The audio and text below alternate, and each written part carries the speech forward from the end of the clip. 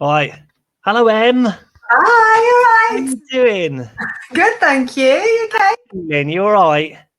Very nervous, isn't Yeah, it? I know. I keep seeing your little tweets about being nervous and stuff. Don't be nervous. You'll be amazing. Thank you. Thank You're you. going to talk about being more toddler, yeah? I'm looking forward to that.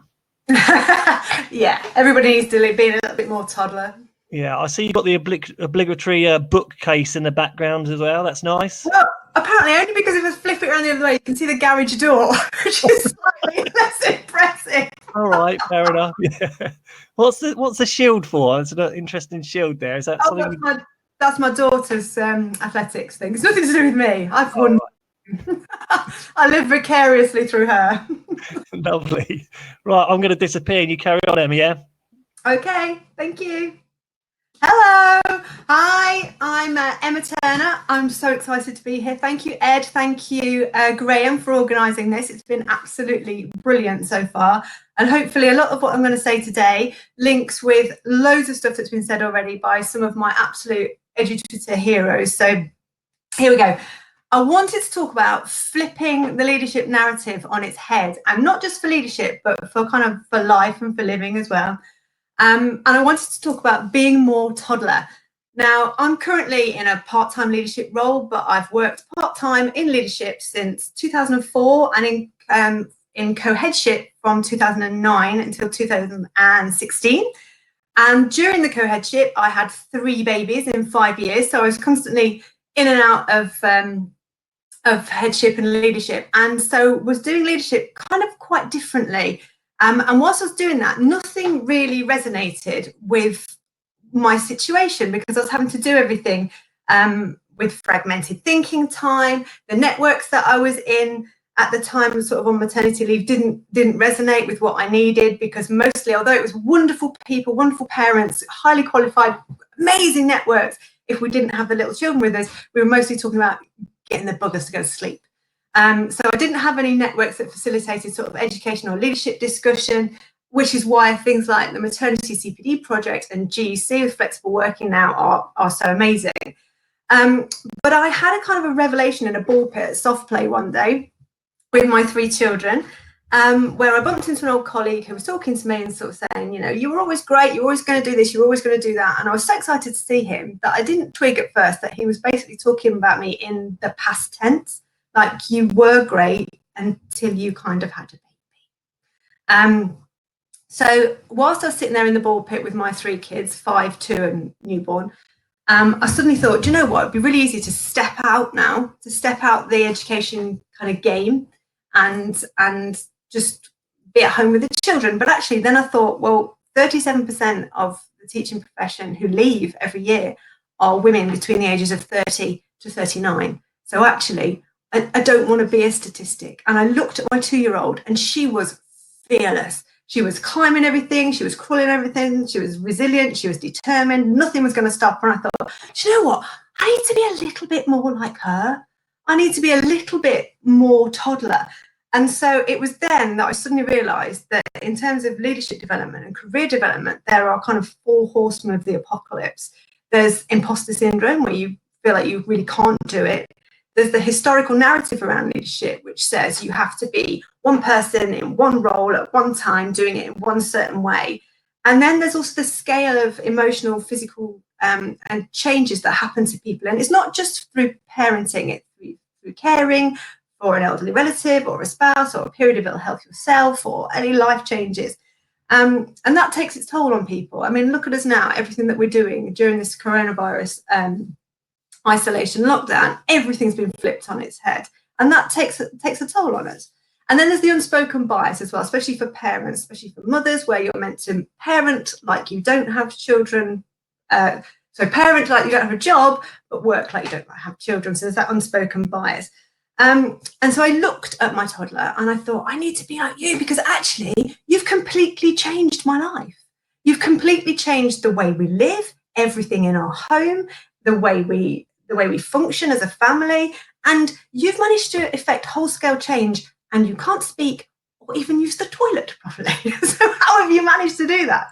And so I started to observe toddlers, and I started to think, actually, they are masters of affecting change and development. Firstly, because they use two things, chocolate buttons and celery.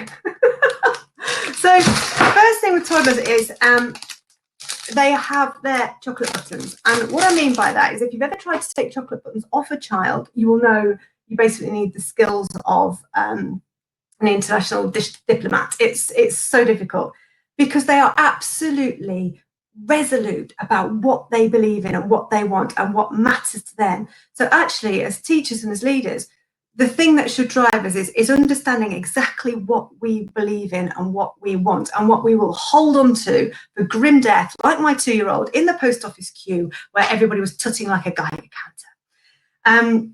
So once we've identified what we really believe in, that helps us to filter all of the rest of our decision making.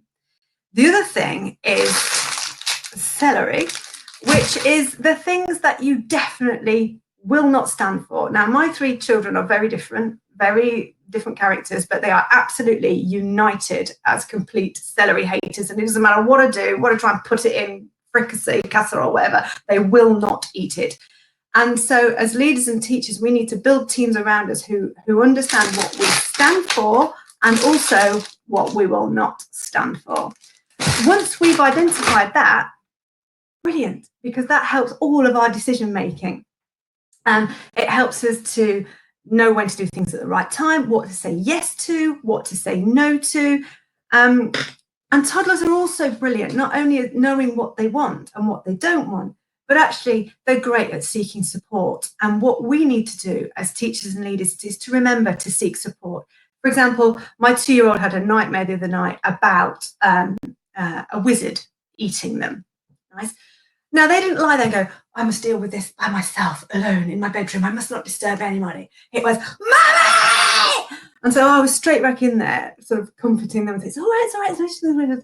But as teachers and as leaders, we don't necessarily seek support when we need it the most because we're afraid sometimes to be vulnerable. And actually, one of the reasons toddlers are so successful at things they do is because they constantly seek reassurance and support when things are tough. Now, when things are tough, when we're leading and teaching in times like these, networks, connections, seeking support is more important than ever. And things like today, where we can actually reach out, if we have got our own kind of metaphorical monster under the bed, and reach out to connect with people is so important. And on the theme of connection as well, my younger children all look up to my eldest daughter. She is their absolute hero. That all of these shields and stuff behind her are they're not mine. I live vicariously through her. She just wins everything. She's amazing at everything. She's absolutely brilliant. And they look up to her so much. And we need to do that as well. We need to find people who we love and we connect with and who inspire us to be better and who take the time as well to help develop us. And days like today, networks on Twitter, networks out there in the wider education community are so important. Find those people who make you, like my youngest, or my middle daughter does to my eldest daughter, just go, and then ask them to help you and support you and get a little bit of their magic dust to kind of rub off on you.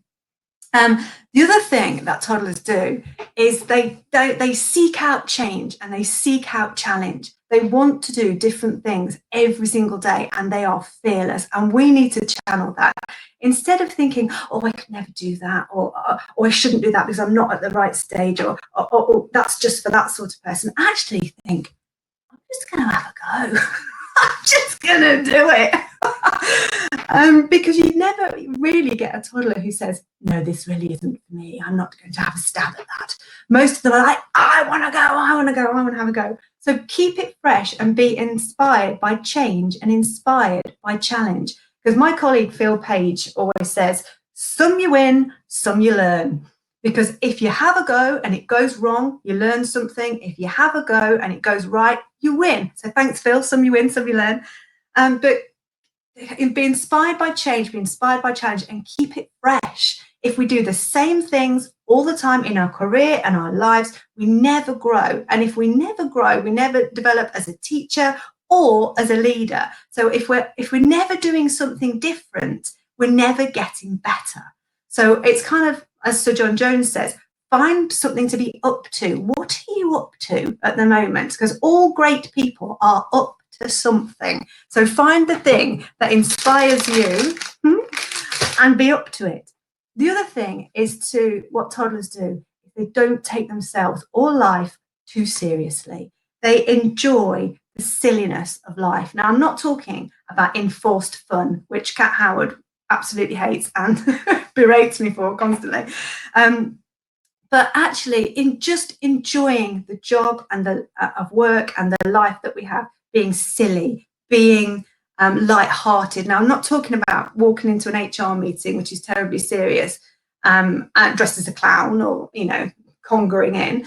But what I'm talking about is actually remembering that we work with young people, with children who are joyful, and therefore we should have joy in the job that we do, even when it's difficult.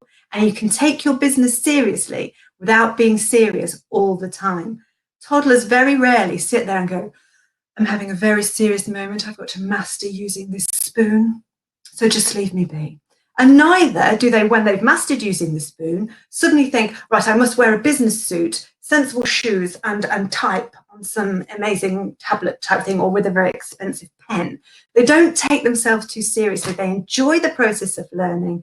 They are inspired by challenge and they enjoy what they do. They find the funny. The other thing that they do is they take risks. Now, if you've ever been at the park with my kids, you'll know that basically my heart is in my mouth constantly because they just seem to be having a conversation of 101 different ways to try and kill themselves. But actually, risk-taking is so important in teaching and in leadership as well. If we don't do something that nobody's ever done before, then all we're going to be is a nasty kind of carbon copy of somebody. Like, tonight, Matthew, I'm going to be Mr. So-and-so or Mrs. So-and-so. But actually, take the risk and do something different with your teaching or with your leading. Because once we start taking a risk, then we're ploughing a new furrow or following a new path and doing something different. And once you're taking a risk, what you're actually having is an adventure. And toddlers are amazing adventurers. Mine are outside at the moment trying to fling themselves off the top of a playhouse with one of them dressed as Yoda. Their father is in charge. I'm taking no responsibility for this. I'm afraid. But actually, risk-taking is so important. Calculated risk-taking, obviously, but taking that risk and thinking, do you know what? I'm just going to try doing it this way. And that's why events like this, where we can be inspired by the work and the thinking of other people and think, do you know what? I'm just going to do a little bit of that and try that out.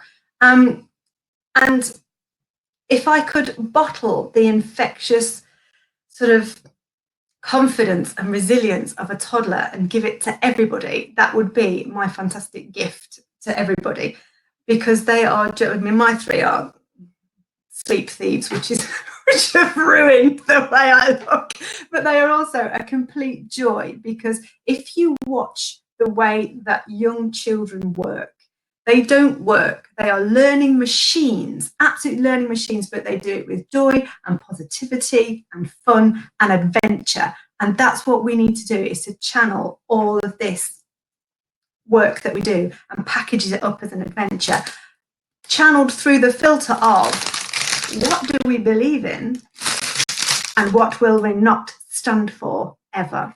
So from my home here with my three chaos, my trinity of chaos, to you guys, thank you so much for all of your inspiration and your thoughts and taking the time to share with everybody. It's been an absolute pleasure. Thanks to Nick, thanks to Graham, thanks to Ed. And if you are a parent on leave, or go along to maternity CPD, go have a look at Flex Teacher Talent, have a look at GC, because the support that wasn't there when I was kind of out there is now there. So please do enjoy the rest of the day. Thank you very much for having me. Bye bye. Emma, thank you so much. Do you know what? There's so many comments scrolling through, people being inspired by your enthusiasm.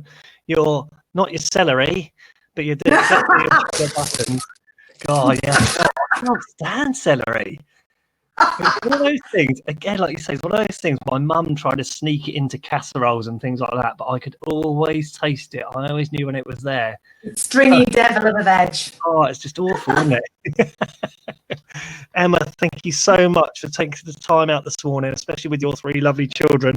There was one part of your talk where you started talking about you had 3 babies in 5 years, and you said in and out. I wondered what you were going to say after that, but it was actually, in the co-headship, Claire, my colleague, and I, we actually had 5 babies in 5 years between us.